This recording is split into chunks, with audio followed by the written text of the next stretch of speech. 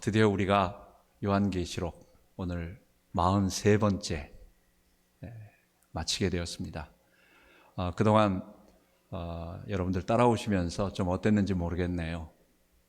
예언과 환상 그리고 어떤 묵시의 언어로 쓰여 있기 때문에 우리 손에 잡히지 않는 것 같고 좀 어려운 것 같지만, 그러나 성경이 말하는 전체적인 주제인 하나님 나라, 그리고 이 땅에 성취하실 지금 실현되고 있는 구원, 교회, 이것을 중심으로 하나님이 어떻게 하시는가 하는 것들을 우리가 요한계시록을 통해서 보았습니다. 어쨌든 너무 길지도 않고 너무 짧지도 않고, 그래도 우리에게 맞게 적당하게 하나님께서 잘 마무리해 주셔서 오늘 마칠 수 있도록 은혜를 주셨습니다. 요한계시록 1장을 시작하면서 1장 1절을 시작하면서 제일 먼저 등장한 것은 뭐냐? 하나님이 그에게 주사 반드시 속히 될 일을 그 종들에게 보여주시려고 라고 요한계시록이 말하고자 하는 것이 반드시 속히 될 일이다 라고 하는 것을 얘기하고 있습니다. 오늘 마지막 장 22장에 우리가 또 읽었을 때에 거기에서도 또 한 번 동일하게 나옵니다. 하나님이 그의 종들에게 반드시 속히 될 일을 보이시려고 그의 천사를 보내셨도다. 이렇게 말하면서 사도 요한은 자기가 지금 하나님께로부터 받았던 이 계시, 자기가 요한계시록에 적었던 이 계시들을, 환상들을 반드시 속히 될 일이라고 그렇게 얘기하고 있습니다. 그러면서 7절에 보라 내가 속히 오리니 이 책의 예언의 말씀을 지키는 자들이 복이 있다다 얘기했습니다. 그래서 오늘 제목은 이제 요한계시록을 마무리하면서 우리가 참 많이 아는 맨 마지막에 내가 진실로 속히 오리라, 주님이 그렇게 말씀하셨어요. 그런데 주님이 속히 오신 것은 그 앞에 먼저 말씀하신 반드시 속히 될 일을 이루기 위하여, 그 일을 성취하기 위하여 그 일을 하시려고 속히 오신다라고 하는 제목으로 우리가 말씀을 마무리하도록 하겠습니다. 오늘 7절에 보면 이 책의 예언의 말씀을 듣는 자 그리고 지키는 자가 복이 있으리라 말하고 있습니다. 여러분, 예언의 말씀, 우리는 성경이 예언의 책이라고 하는 것을 알고 있습니다. 성경의 예언, 오늘 7절에 말하고 있는 것처럼 이 책의 예언의 말씀을 할 때 우리가 말하고 있는 이 예언이라고 하는, 이 성경이 말하고 있는 예언은 세상 사람들이 생각하는 예언하고 달라요.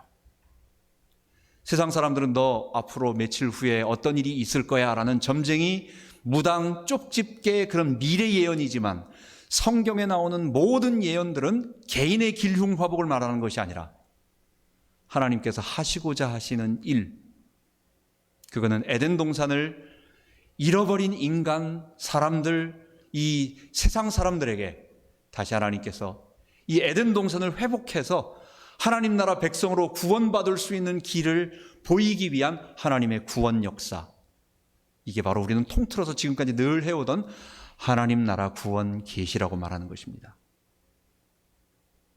요셉이 볕 집단 꿈을 꿨습니다. 요셉이 해달 별이 자기를 향해 엎드려 절하는 꿈을 꿨습니다. 여러분, 이게 뭡니까? 요셉이 다음에 총리 되니까 잘됐다라고 하는 그걸 말하는 게 아니에요. 하나님께서 아브라함에게 약속하신 큰 이스라엘 민족을 이루기 위하여 애굽으로 보내는데, 그러기 위해서 노예로 잡혀가서 하나님께서 그를 애굽의 큰 총리로 만드시고 이스라엘 민족을 200만으로 만드시겠다고 하는, 그래서 요셉 총리 된다라고 하는 인생 역전 스토리가 아니라 그건 하나님께서 하시고자 하시는 구원 역사, 이스라엘 나라를 만드시는 것입니다. 바로가 꿈을 꾸는 것, 다니엘의 느부갓네살이 꿈을 꾸는 것, 다니엘이 꿈속에서 짐승이 나오는 환상을 보고 수양과 수염소 그리고 여러 가지 환상들을 보는 것, 스가랴가 8가지 환상을 계속해서 연속적으로 보는 것, 이런 모든 환상들은 뭐냐? 이 다음에 너 잘 될 거야, 너 이 다음에 뭔 일 할 거야 라고 하는 개인에 관한 얘기가 아니라 이건 하나님 나라, 예수 그리스도를 통해서 하나님께서 이루시고자 하시는 그 놀라운 구원, 그 구원이 앞으로 어떻게 될 거다라고 하는 것을 선지자들에게 미리 보여주시고 그것을 그 시대에 있는 사람들에게 말하려고 했던 하나님의 것입니다. 그래서 성경의 예언은 다른 것이 아니라 예수 그리스도의 십자가와 부활을 통해서 하나님께서 이 땅에 교회를 세우시고 그 교회를 펼쳐나가시다가 마지막에 사람들이 다 잃어버리고 망가졌던 이 하나님이 처음에 약속하신 에덴 동산의 축복을 우리들에게 주시겠다라고 하는 그런 구원 계획인 것입니다.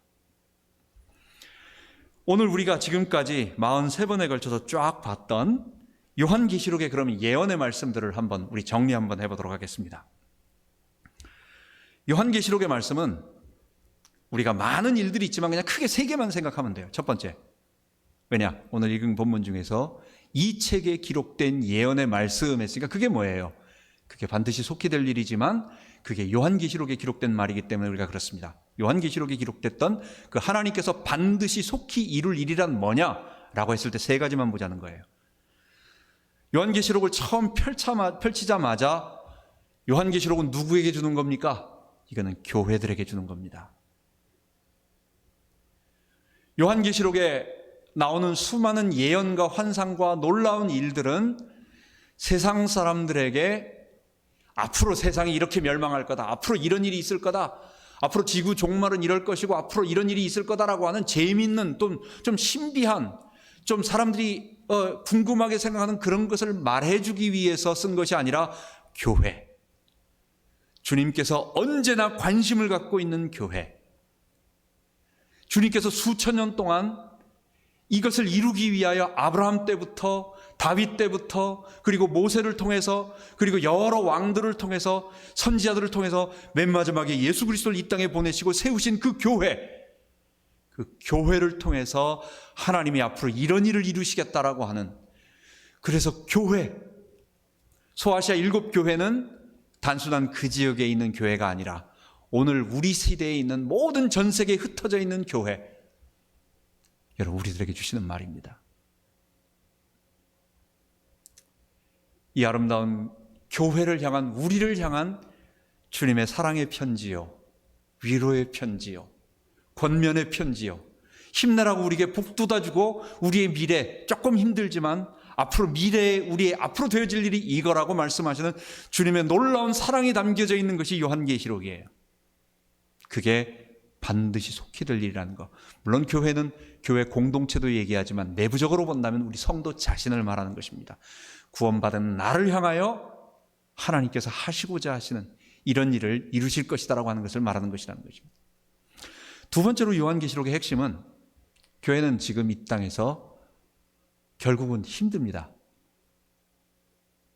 교회는 이 땅에서 세상 임금인 사탄에 의해 가지고 공격을 받고 어려움을 당합니다. 교회와 세상은 결코 같이 갈 수가 없어요. 세상 나라와 하나님 나라는 그 근본 자체가 다릅니다. 하나는 어둠이요, 하나는 빛이기 때문에 빛과 어두움은 결코 같은 곳에서 만날 수가 없어요. 만약에 교회가 어둠 속에 들어가 가지고 아무런 고통도 느끼지 않고 또 다른 사람들도 아무런 우리에게 바다가 되지 않는다, 세상 사람들이 다 좋아한다, 이러면 이게 뭔가가 문제가 있다는 것을 생각해 봐야 돼요. 교회는 아무리 부드럽게 말하고 우리가 아무리 사람들에게 어려움을 주려고 하지 않아도 우리 자체가 빛이기 때문에, 우리의 삶 자체, 우리가 추구하고 있는 하나님을 따라가는 모든 것은 빛이요 하나님의 백성이기 때문에 세상 사람들은, 특히 그 배후에서 역사하고 있는 사탄은 결코 우리를 좋아하지 않아요. 우리가 있음으로 자기가 어둠인 것이 드러나기 때문에 교회를 싫어합니다. 교회를 미워합니다. 그래서 사탄은 직접 역사하지 않고 자기의 하수인인 정치, 경제, 종교와 같은 모든 권력자들을 다 보내서 열불짐승, 두불짐승, 거짓 선지자, 그리고 음녀 바벨론의 사치 향락을 주면서 교회를 계속 위협하고 미혹시키고 그리고 타락시키려고 계속 시험을 주고 있는 일을 한다라고 하는 것입니다. 그게 현실이라는 거예요. 그게 우리에게 지금 요한계시록이, 그러니까 너희들의 모습이 이렇다. 교회는 하나님을 섬기는 백성이기 때문에 세상으로부터 결코 우리가 사랑을 받지 않고 근본적으로 본다면 마지막에 가서 세상 사람들은 우리가 자기들에게 주님 앞에 굴복하라고 하는 말을 하기 때문에, 너의 죄인됨을 내려놓고 주인됨을 내려놓고 예수 앞에 굴복하라는 말을 하기 때문에, 주인을 바꾸라고 하는 말이기 때문에 이 말을 듣기 싫어하면, 받으면 구원받지만 받지 못하면 이 사람은 멸망인데 받고 싶어 하지 않기 때문에 싫어한다는 것입니다. 그래서 교회가 세상을 싫어하고 미워하고 핍박하고 좀 이렇게 꺼리는 것은 당연하다. 성도가 세상에서 어려움 당하는 것, 사탄으로부터 공격을 당하는 것, 어려움 당하는 것 당연하다라고 하는 것을 요한계시록이 우리들에게 말하고 있습니다. 세 번째로 반드시 속히 될 일이란 무엇이냐? 교회는 지금 그래서 어디에서 살고 있느냐? 우리는 광야에서 살고 있습니다. 교회는 어디 왕궁에 있는 것도 아니고 바벨론 시티, 모든 것이 잘 준비되어져서 아주 도시 계획과 물이 풍부한 그런 곳에 있는 것이 아니라 물도 없고 먹을 것도 없는 광야로 가 있다는 것, 이게 요한계시록 11, 12, 13장에 말하고 있는 에센스입니다. 교회는 광야에 가 있어요. 교회는 사탄의 공격을 피해서 하나님의 독수리 두 날개를 받아가지고 광야에서 양육되고 보호받고 있습니다. 거기에서는 먹을 것이 풍부하잖아요. 거기에서는 입는 옷은 음녀 바벨론이 입고 있는 고운 붉은 옷에다가 자줏빛 옷에다가 은금 보화에 이런 것으로 치장하지 않고, 먹는 것도 휘황찬란한 거, 금잔에 포도주를 마시는 그런 일은 절대 없는 것입니다. 거칠게 살고 어렵게 살고 힘들게 살고 좀 어려워요. 그러나 교회는 주님의 흰 옷을 입은 정결한 하나님의 신부요, 그리스도의 신부요, 하나님의 백성이라는 것. 교회는 음녀 바벨론의 사치향락을 부러워하지 말고, 교회, 성도는 세상 사람들이 유혹하고 있는 모든 휘황찬란한 그것에 마음을 뺏기지 말고, 교회는 또 우리를 공격하고 또 위협하고 있는 물질의 위협, 돈의 위협, 너 당장 무너진다, 너 당장 실패한다 라고 하는 세상의 권력이라든지 아니면 돈이라든지 하는 모든 것에 그 위협에 굴복하지 말고, 왜? 우리는 광야에 살고 있으니까, 우리는 힘들게 살고 있으니까. 너는 그것 바라보지 말고 너의 정체성이 무엇인가 알아라 라는 것입니다. 여러분, 계속해서 주님은 말씀하셨습니다. 우리는 이 땅에서 피를 흘리는 전투적인 교회 14만 4천이었습니다. 우리가 입고 있는 옷에는 흙이 묻어 있고, 우리는 또 싸우다가 흘리고 있는 피를 흘리고 있고, 우리의 삶이 막 어려움을 당하고 있는 사람들이었어요. 우리가 살아오는 삶이 공주처럼, 우리가 살고 있는 사람이 아주 우아하게, 아주 우리가 먹을 거 다 먹고 사람들에게 우아하게 살지 못했어요. 어려웠어요. 힘들었어요. 주님 따라가려고, 주님 섬기려고 우리가 피곤하고 애를 쓰고 남에게 어려움 당하고 우리가 맨 밑바닥에서 힘들었어요. 광야 생활했습니다. 그런데 주님은 뭐라고 말하느냐? 7장에 뭐라고 말씀하십니까?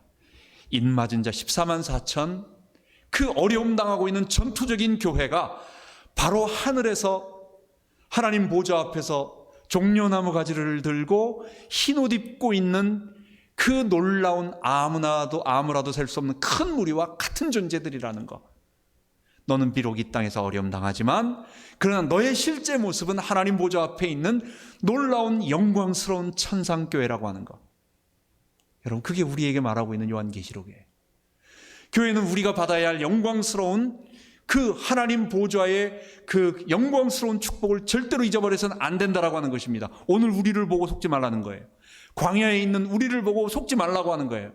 바벨론, 음녀 바벨론의 그 휘황찬란한 것을 보고 속지 말고, 우리가, 그들은 분명히 심판받고 멸망받고 불에 타고, 그리고 주님께서 이 땅에 오셔서 흰옷 입은 우리 성도들을 다 이끌고 새하늘과 새 땅에 들어가게 할 그런 자들이라고 하는 것.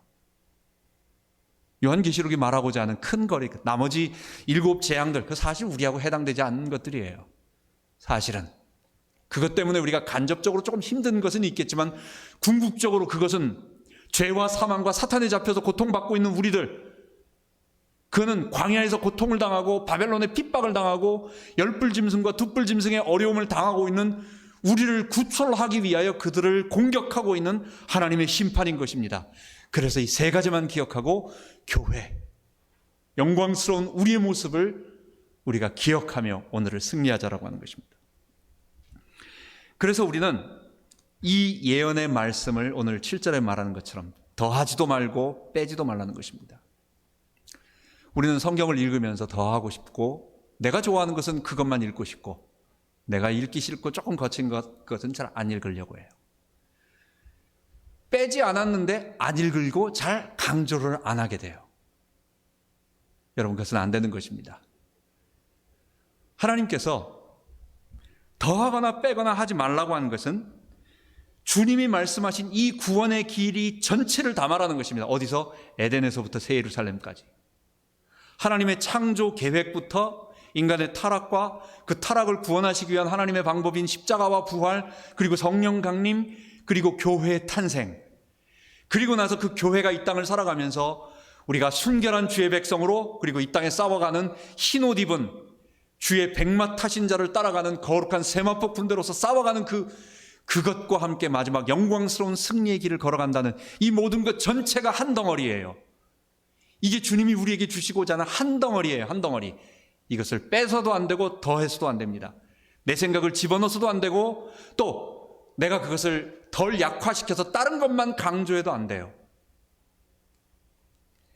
어떻게 본다면 성경은 재미없는 책인지도 모릅니다. 내가 원하는 것을 하지 않으니까. 내가 원하는 것은, 내가 오늘 당장 요구하고 싶은 것은, 나는 이게 좀 갖고 싶은데, 나는 이거 하고 싶은데, 나는 요게 궁금하고 요거를 갖다가 나에게 좀 이렇게 긁어주면 좋겠는데, 나는 이거 하고 싶은데 내가 너 그거 잘한다라고 자꾸 나에게 북돋아주고 싶어 하는 메시지를 하기를 원하고 듣기를 원하는데, 주님은 그렇게 하지 말라는 거예요. 주의 말씀은 우리가 원하는 것을 선택해서 그것만 받아들이라는 것이 아니라, 죄인인 우리가 살 수 있는 방법은 하나님 앞에 모든 것을 내려놓고 주님이 처음부터 끝까지 주시는 구원 계획인 뭐냐? 십자가와 부활을 통해서 우리를 죄를 용서하시고 우리를 의롭다 하시며 성령으로 우리를 변화시켜 가시고, 그런 사람들의 공동체를 만들어서 이 땅에서 하나님 나라를 확장시켜 가다가 마지막 영광스러운 주님의 재림을 통하여 우리를 다 부활시켜서 새하늘과 새 땅에 하나님 백성으로 만들어 주신다는 것. 여러분, 이거 들으면 주님, 아니면 이거 들으면서 목사님, 그건 내 삶에 아무런 적용이 안 되는데요? 그거는 문제 없는 사람들, 아무 힘든 일 없는 사람들이 좀 배부르니까 앉아서 성경이 그런 말 하나 보다 라고 하는 것 정도 생각하는 것 같은데요. 난 지금 당장 돈이 없는데, 나는 당장 가정에 문제가 있는데, 나는 지금 우리 집사람이 또는 누가 병이 걸려서 어려움이 있는데, 내 문제는 그게 아닌데 하나님 나라, 십자가. 여러분, 문제 찾아가다 보면요, 그 문제 해답 찾아가다 보면 여러분, 하나님 나라 잊어버리고, 그리고 그 문제도 해결하지 못해요. 행복을 찾아가서 행복을 얻는 것이 아니라 그리스도 따라가면 행복을 얻고, 병 고치는 것 따라간다고 해서 병 고쳐지는 것이 아니라 그리스도와 하나님 나라 따라가다 보면 내 병이 고쳐지고, 내 경제 문제가 해결되고, 내가 가지고 있는 어려운 모든 문제들이 해결되는 것입니다. 여러분, 그래서 투박하지만, 사람들이 좋아하지 않지만, 우리는 십자가에 처음부터 끝까지 하나님의 창조와 타락과 구원과 그리고 완전한 완성인 전체를, 그런데 이것을 그냥 성경만 얘기한다고 해가지고 그냥 주석처럼 그냥 자세하게 끝에부터 얘기하면 솔직히 평신도들은 무슨 말 하는지 하나도 몰라요. 재미 하나도 없어요. 성경만 얘기한다고, 성경 벗어나지 않았죠. 성경 강해하니까. 개혁 신학에서 참된 교회는 뭐냐 해서 세 가지를 얘기했습니다. 성례가 벌어져야 된다. 그래서 성찬과 성례가 벌어져야 된다. 두 번째, 하나님의 말씀이 바르게 전파되어져야 된다라고 얘기했는데, 한 가지 더 강조되어져야 돼요. 하나님의 말씀이 바르게 강조된다라고 하는 것은 성경에 있는 많은 것들을 갖다가 처음부터 그냥 깨알같이 그것만 얘기하면 안 돼요. 왜냐? 성도들이 다 알아듣기가, 그 끝까지 다 듣기 전에 벌써 성도는 죽고 없어지니까. 복음적 설교가 말씀을 바르게 전하는 것입니다. 참된 교회는 뭐냐? 성경이 말하고 있는 십자가와 부활을 통해서 우리를 구원하시는 하나님의 놀라운 하나님의 나라를 선포하고 전파하고 그 말씀을 중심으로 모든 것을 강조하고 가르치는 그 설교, 그게 말씀이에요. 그 말씀이 참되게 가르쳐지는 곳이 교회인 것입니다. 여러분, 오늘 본문을 우리가 읽다 보면, 그리고 요한계시록 22장에도 쭉 보다 보면 새 예루살렘 성 그리고 생명수의 나무 과실을 먹지 못하는 사람들이 여러 사람 나옵니다. 살인하고 음행하고 우상숭배하고. 근데 한 가지 더 있어요. 거짓말을 하고 거짓말을 지어내는 자, 이렇게 얘기합니다.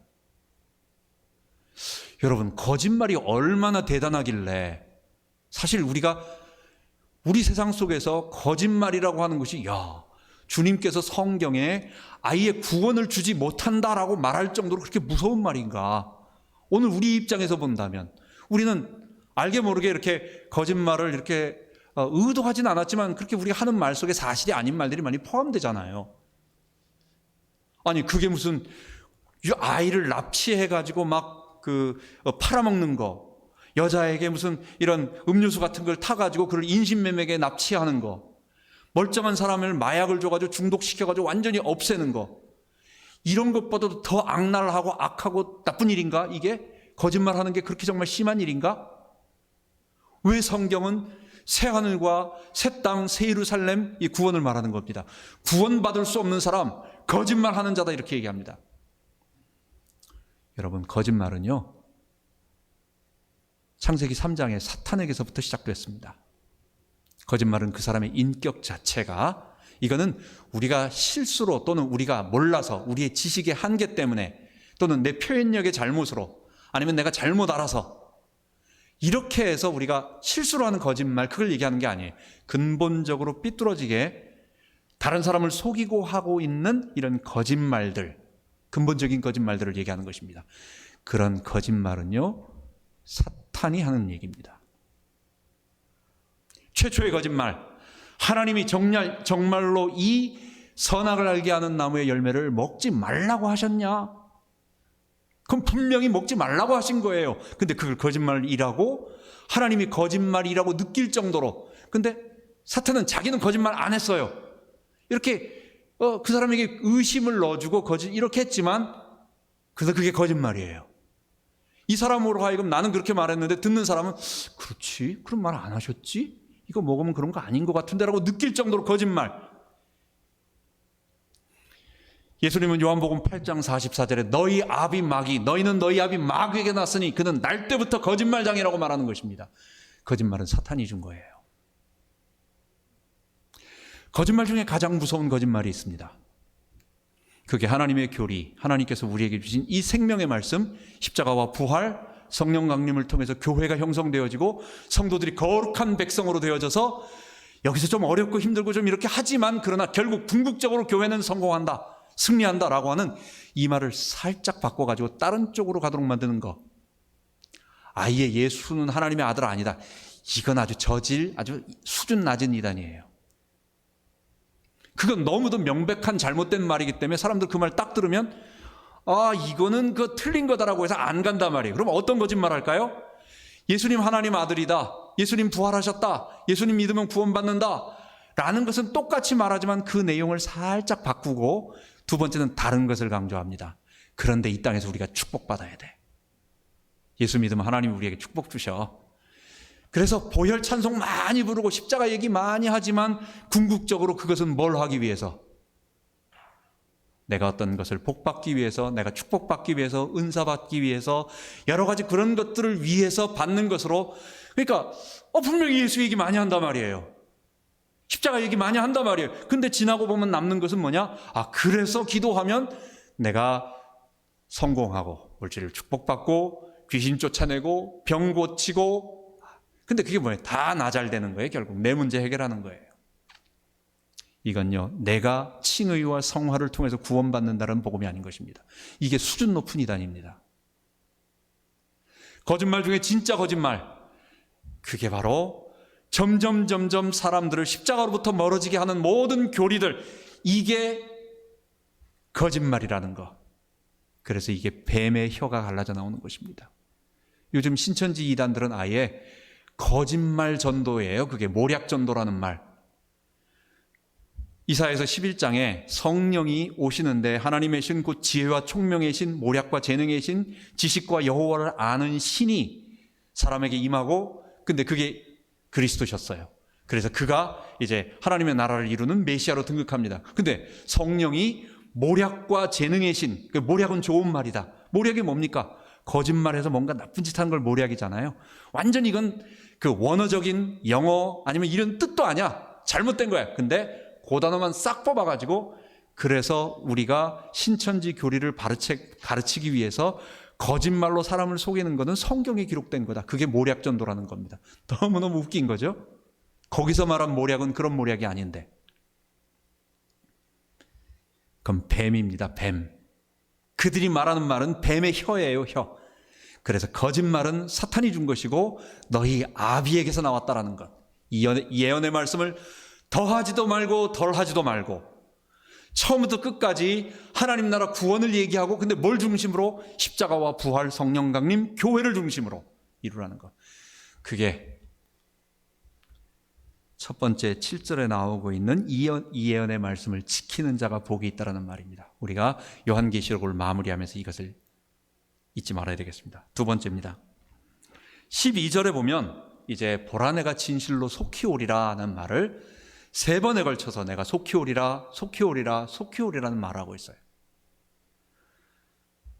여러분, 그런데 속히 오리라고 할 때 지금 예수님이 오신 지 얼마나 됐습니까? 그때 예수님이 가신 지 2000년이 지난 겁니다. 2000년이 지났는데도 지금도 안 오시고 계세요. 앞으로 언제 또 오실지 그건 정확하게 잘 모르겠어요. 그런데 2000년 전에 예수님이 떠나가시면서 제자들에게 내가 속히 오리라 말씀하셨어요. 그 다음에 한 100년쯤 지나가지고, 한 70년쯤 지나가지고 사도 요한에게 또 나타나셔가지고 내가 속히 오리라 말씀하셨어요. 근데 2000년 지나도 지금도 안 오고 있어요. 그럼 이거 도대체 속히 오리라가 무슨 말이냐 도대체. 예수님 말씀은 그건 맞는데 도대체 이 속히 온다라는 말이 우리가 생각했을 때는 속히는 빨리 오는 건데, 상식적으로 빨리 온다고 하시는 말씀인데, 그래서 이 말씀은 조금 우리가 이해하기 어렵다라고 생각합니다. 그 말씀을 우리가 정리를 해야 되겠습니다.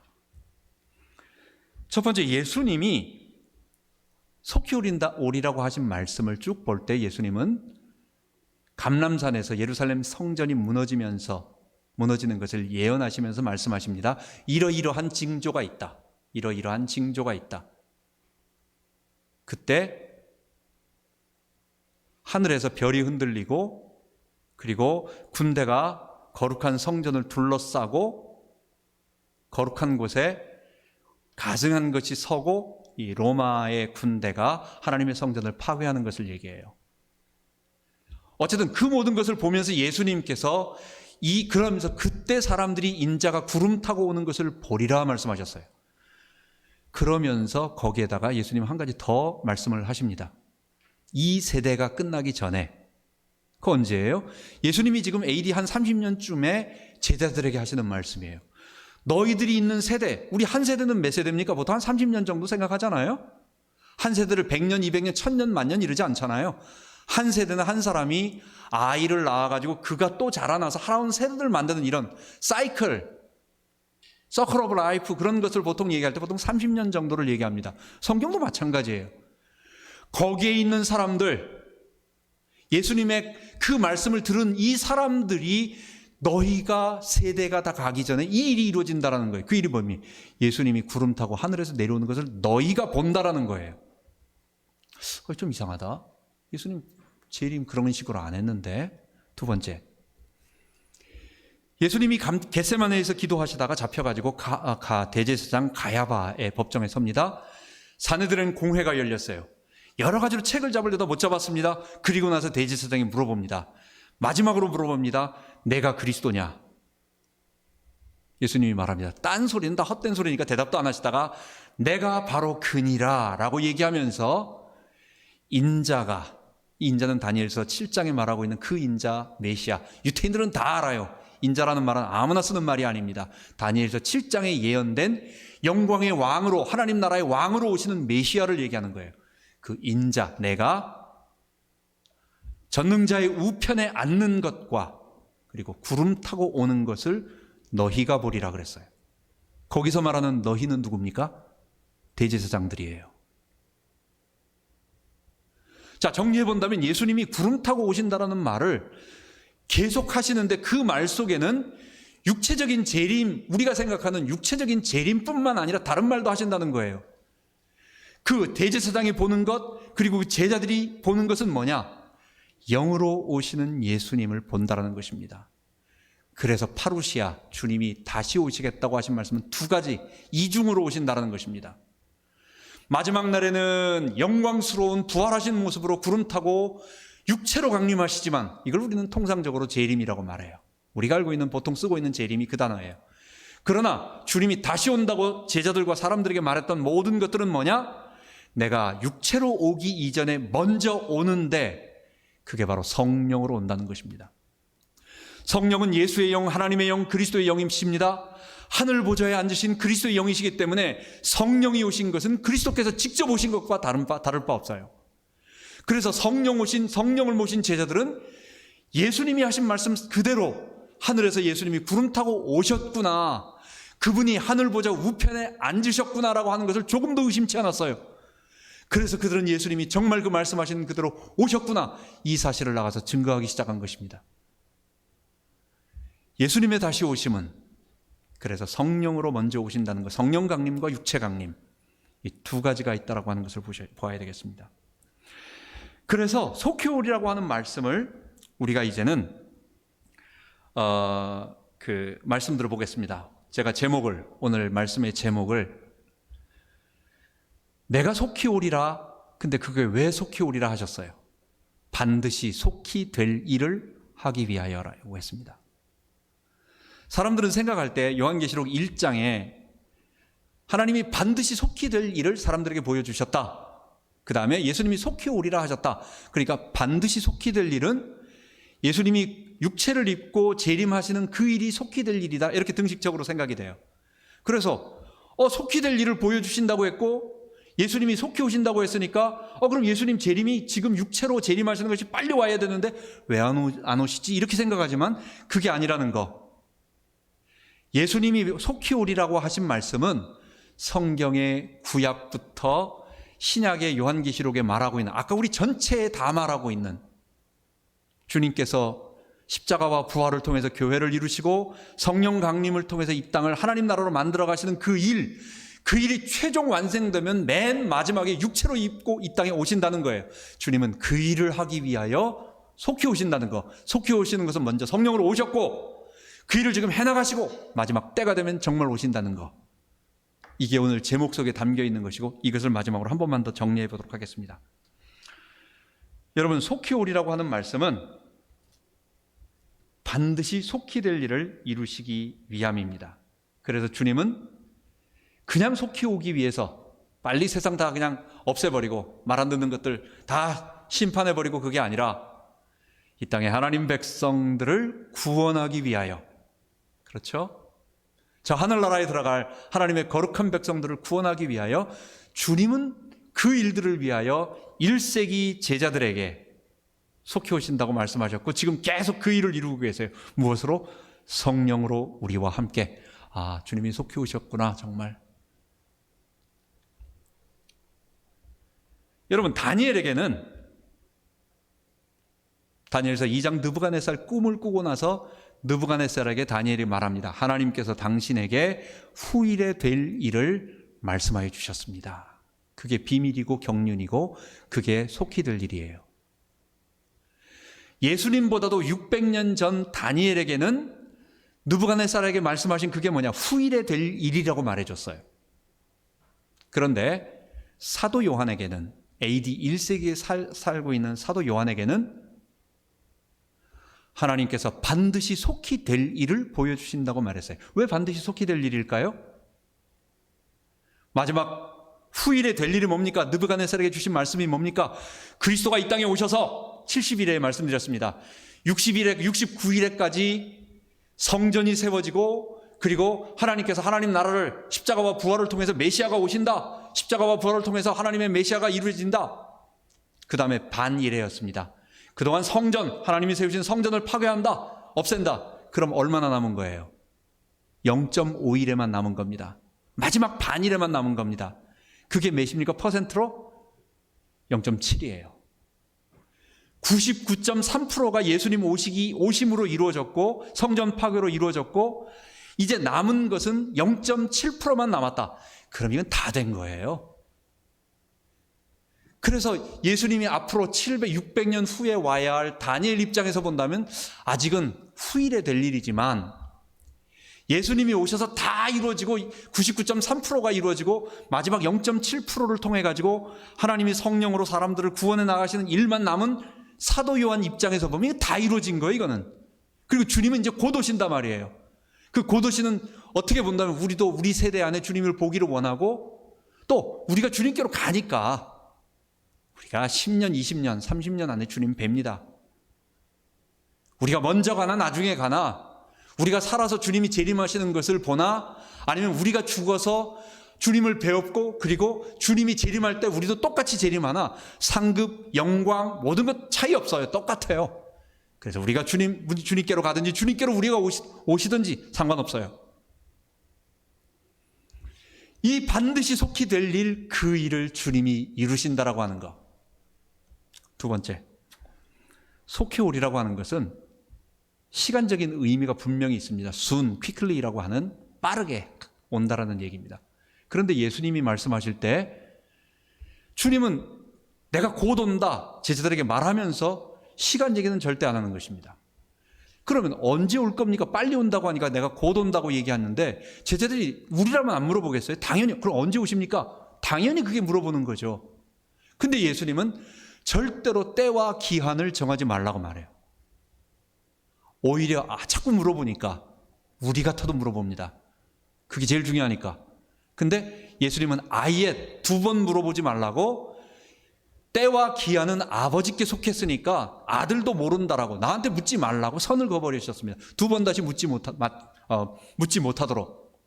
그러시면서 징조가 이런 일이 있다. 이런 징조가 있으니까 너희들은 깨어 있어라 라고 하는 문맥으로 쓰여집니다. 그래서 예수님이 속히라고 하는 말은 그 말은 곧 온다, 빨리 온다, 시간적인 개념이 아니라 우리가 의식적으로 깨어서 경성하고 이렇게 있으라고 하는 문맥으로 말하는 거예요. 주님은 우리에게 도적이 임할 때, 사람들이 도적이 임할 때, 그렇다고 예수님이 도둑처럼 살금살금 온다는 얘기가 아니에요. 마음 다 놔버리고 아무 일도 없다라고 그냥 털레레 해가지고 우리가 마음을 다 놔버리는 상태를 얘기하는 그런 도둑이 갑작스럽게 닥친다는 거예요. 노아의 때 사람들이 시집가고 장가가고 뭐 자기 할 일 다 하고 비 안 온다, 홍수 없다, 심판 없다 할 때 갑작스럽게 내린다는 거예요. 롯의 때 사람들이 다 죄 짓고 있을 때 갑작스럽게 하나님이 불심판을 내린다는 거예요. 달란트 문화 또는 열처녀 등불 준비 안 하고 있고 이렇게 그냥 평상시에 그렇게 있는데 갑작스럽게 준비하지 않은 상태에서 온다는 거예요. 주님이 때와 기한, 속히 온다라는 말할 때는 날짜를 말하지 않고 그러니까 깨어 있어라라고 말하는 것입니다. 그래서 우리는 속히 오리라는 말씀을 주님은 성령으로 오셨다. 두 번째 우리는 신앙을 바르게 깨어서 주님 바라보며 살자. 그쪽으로 집중해야 되겠습니다. 마지막 세 번째는 지금은 분명히 1세기 사도 요한의 때보다 주님이 오실 때가 가까운 것은 분명합니다. 물리적인 시간도 앞당겨진 것은 분명히 가깝습니다. 세계 종말은 기계적으로 정해져 있는 어느 날 딱 되어져 버리는 하나님이 이렇게 타이머 걸어놓고 짹짹짹 가다가 그때 되면 자동적으로 그렇게 되는 게 아니에요. 하나님의 사랑이 가지고 있는 주권적인 사역입니다. 그래서 주님이 오늘 원하시면 오늘 밤이라도 될 수 있고 주님이 좀 더 있어야 되겠다 생각하시면 100년 후에도 있을 수 있는 일입니다. 이거는 우리가 생각하는 것처럼 언제 어떻게 될 거라고 딱 예측해서 될 문제가 아니에요. 하나님의 주권적인 사역입니다. 그렇기 때문에 우리는 주님의 주권을 믿으며 감사하며 또 한 가지 우리하고 똑같이 질문하는 사람들이 있었어요. 베드로의 대답이 있습니다. 베드로 후서 3장에 말세에 기롱하는 자들이 와가지고 주의 심판이 어디 있느냐고 말할 때에 베드로의 대답입니다. 주께서는 1000년이 하루 같고 하루가 1000년 같은데 주께서 심판을 미루고 있는 것은 뭐냐? 그것은 많은 사람들이 회개하고 돌아오도록 하기 위한 우리를 향한 하나님의 사랑이었다라고 하는 것. 그 이상은 몰라요. 그 이상은 우리가 사도 베드로가 말해줬던 것처럼 주님이 속히 온다라고 하는 말을 앞에서 말한 것처럼 주님이 이미 오셔서 지금 사역하고 계시고 때가 거의 다 됐고 그래서 우리는 깨어 기도하자. 우리는 정말 이 십자가와 부활 안에 거하자라는 말을 붙잡고, 그러나 주님이 조금 시간을 늦추고 있는 것은, 육체적인 재림, 세계 종말을 늦추고 있는 것은 우리를 향한 무한한 사랑이기 때문에 그분을 신뢰하고 믿고 따라가자. 이게 반드시 속히 오리라 라고 하신 말씀 속에 담겨 있는 것입니다. 마지막으로 아멘 주 예수여 오시옵소서, 우리의 고백이죠.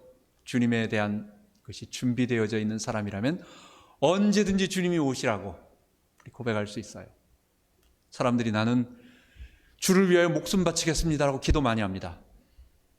여러분, 지금 이 시대에 우리가 순교당할 가능성이 얼마나 됩니까? 우리 미국 땅에서 없으니까 그런 기도가 쉽게 나오는 거예요. 목숨 바치겠습니다. 주님 어서 오시옵소서, 그날이 어떤 날인지 정확하게 안다면 주님이 우리에게 영광스러운 내 사랑하는 자들에게 각 사람의 행한 대로 내가 줄 것이다라고 말하는, 그러니까 주의 상급이 있다는 거예요. 우리를 잘했다 칭찬하시는 상급이 있다라고 하는 거예요. 상급에 관한 부분은 다음에 얘기하겠습니다.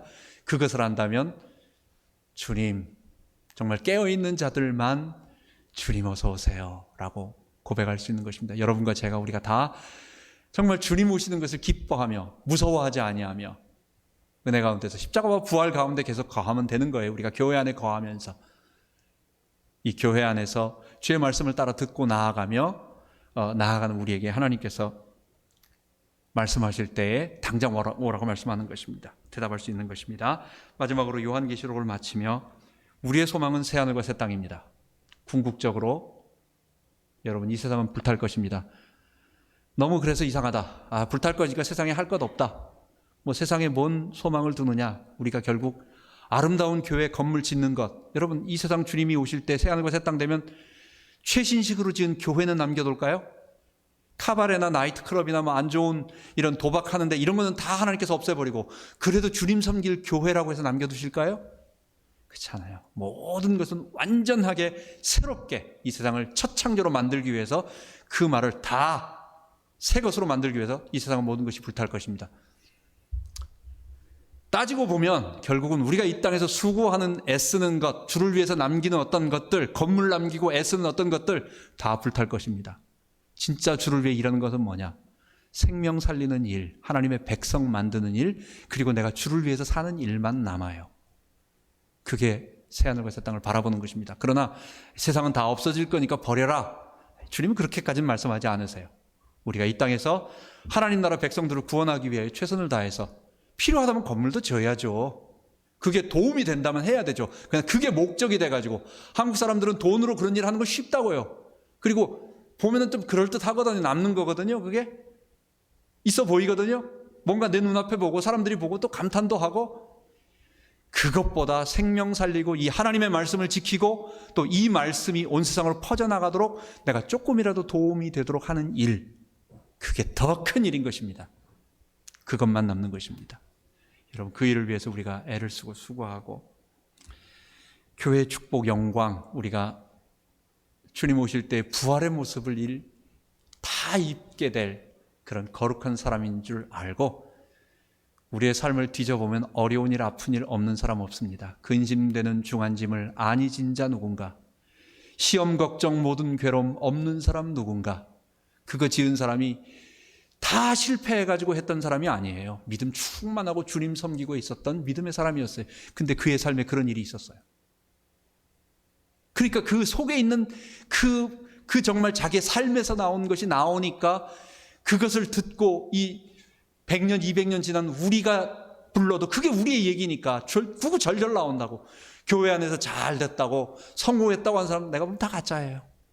정말 하나님의 사람들은 축복받고 성공한 것이 아니라 그의 그 깊은 내면 속에서 아파하는 그것을 통해서도 거룩한 모습으로 변화돼서 그 주님 바라보며 살아갔던 아름다운 인격의 사람들, 그게 하나님의 참된 축복을 받은 사람입니다. 새하늘과 새 땅을 바라보며 승리하는 우리 모두 되기 바랍니다. 기도하겠습니다.